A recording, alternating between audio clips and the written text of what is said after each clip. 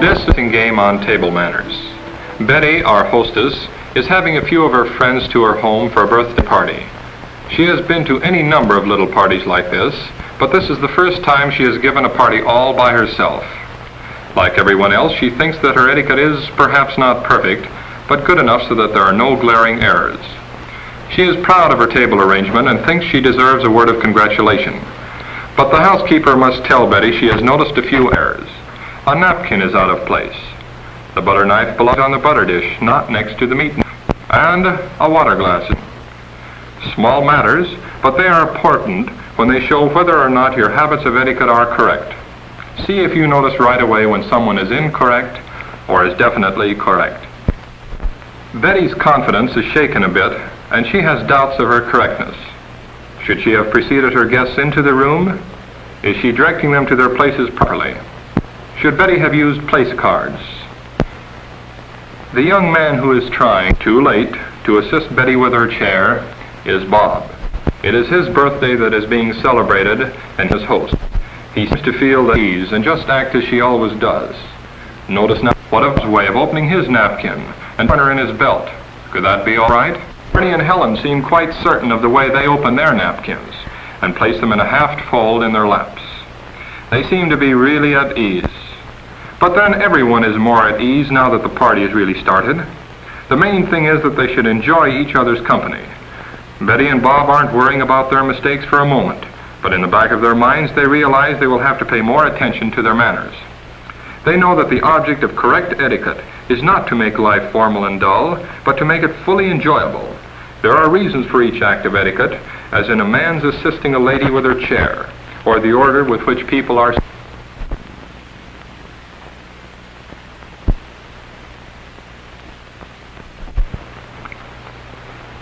Bob is hungry, and the soup looks good. He is using his company manners, but as we see, he is doing at least 3 things wrong. Now that the soup is served, Betty sees that the crackers are passed.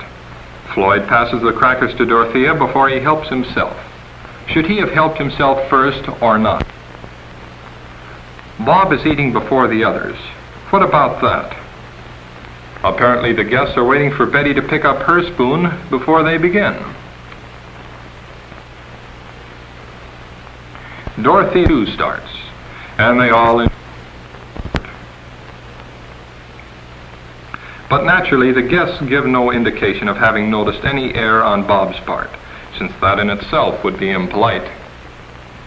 As the relish dish is passed, Bob takes a handful and puts them on his service plate, and back he goes to his soup in the same old way.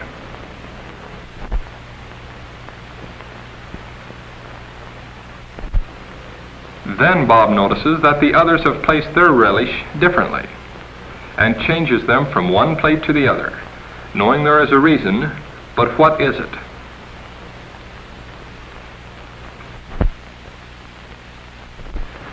But having made the change, Bob is glad to see Betty has noticed that he corrected himself. All is well again with the party. No one's enjoyment is being interrupted with any problems for the moment.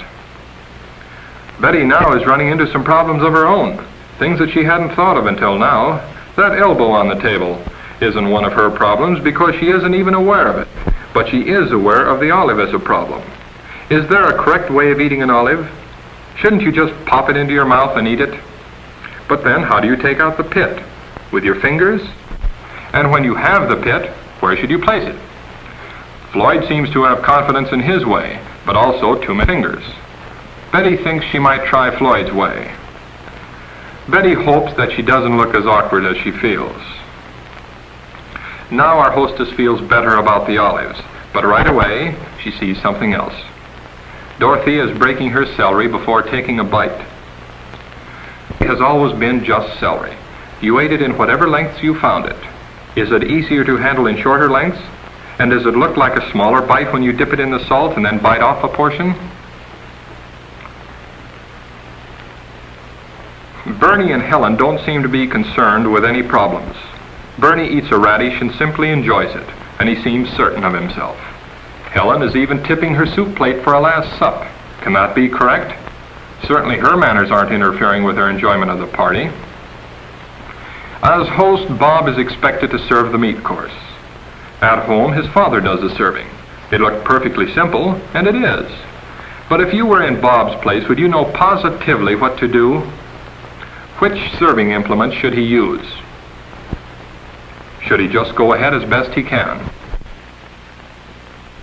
Dorothea is looking away so as not to notice.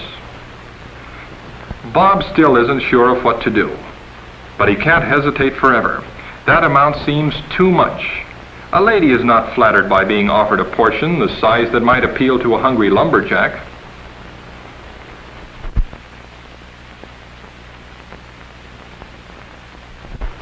Betty is worried for Bob, but after all, he is trying. Everyone learns by experience, even when mistakes are made, and one isn't at all sure of anything that he is doing. Bob wonders if the portions he is serving are now too small. Should he give a large portion to the men and small ones to the ladies? Or should he serve about this amount and let the guests return their plates if they wish a second helping?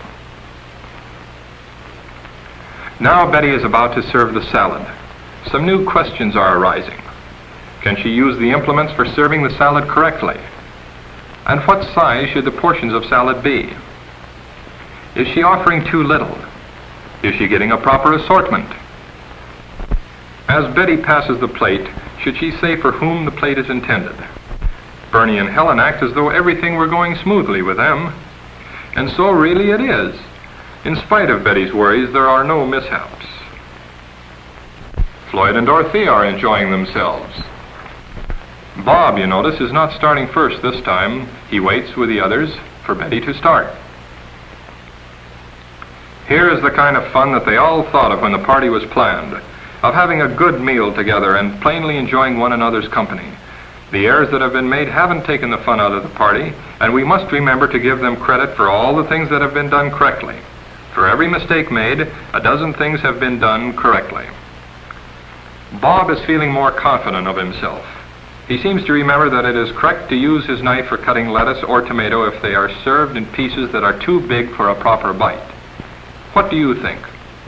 Is he wrong or is he right?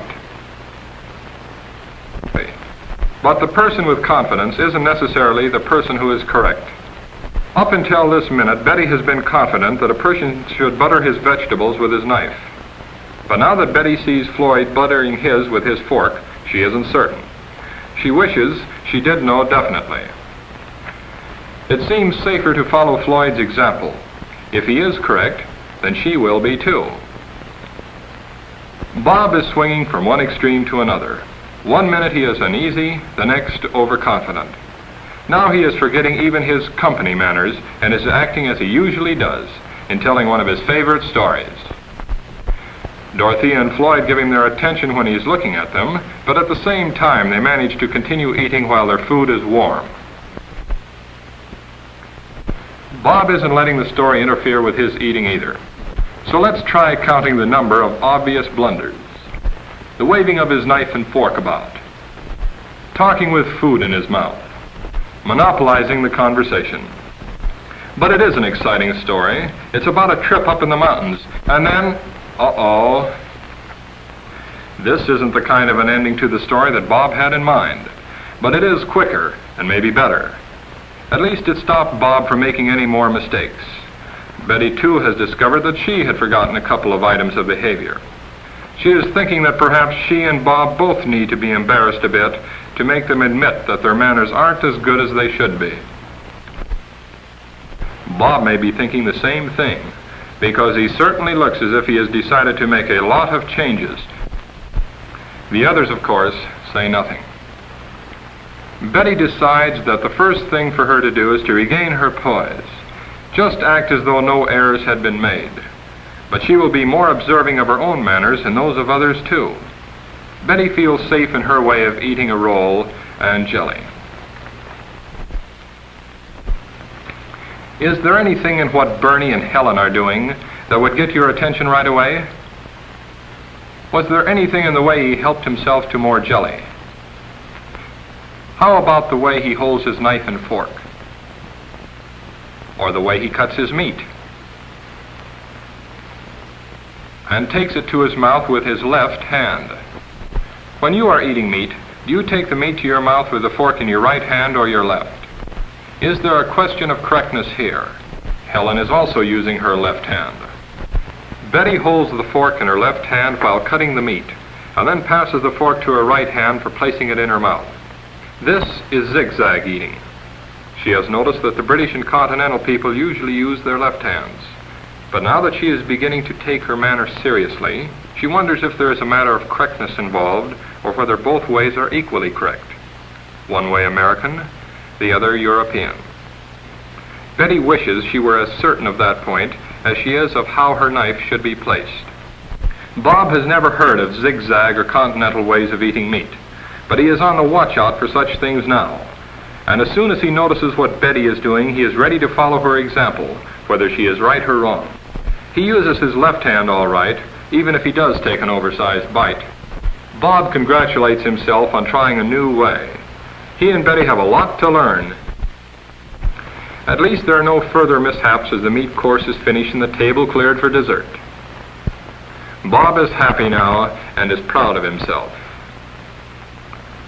Formal parties like this are really enjoyable when one isn't afraid of doing the wrong thing. Bob has reached the point where he feels that since his intentions are good and he is watching himself, that all is well. If you just try to figure out what is the reason for each rule of etiquette, you find that the rules are sensible.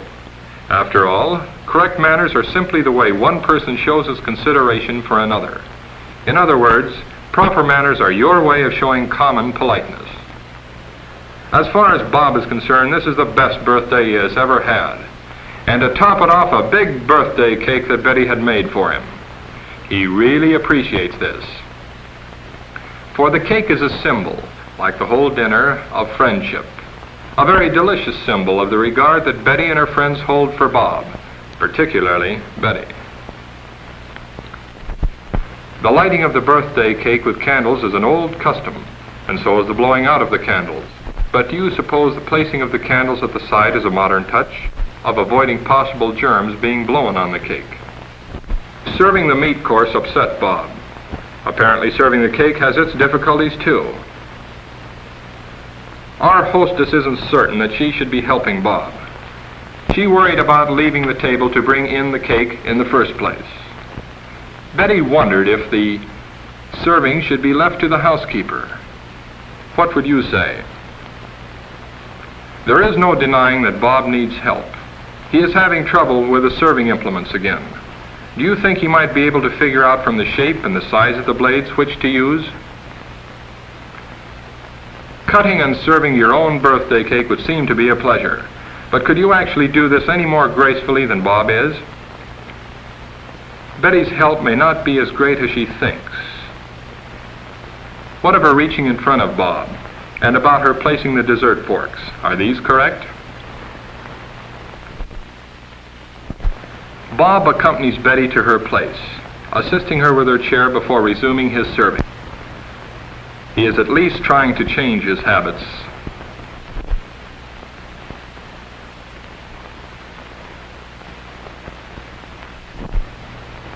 And you notice, he forgot his napkin and sat on it. He is serving smoothly now and is not distracting his friends with his difficulties. They are free again to chat as they wish. And once again, the party is fun. Bob and Betty met more problems than they expected. As we are seeing, people like Betty and Bob, who want to entertain their friends and have good times together, forget that poor manners can really interfere with the fun of the party. There is no fun in being worried, unsure, or ill at ease. It is much simpler in the long run to face your problems, find out what the correct answer is, and then when you act in a way that you know for certain is correct, your mind is perfectly free. Of course, all this isn't accomplished just by wishing. There are still habits that have first to be detected and then broken. This is hard. Then new habits have to be formed. But a little study of etiquette will help greatly, and lessons are all practical.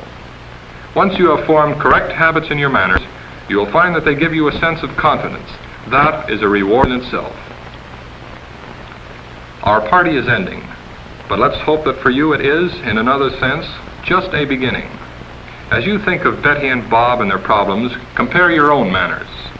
Don't forget that it is by their manners that polite people the world around show their consideration for one another. A dinner party is just one way of enjoying company of your friends. A good meal, good company, real enjoyment, that's what a dinner party is for.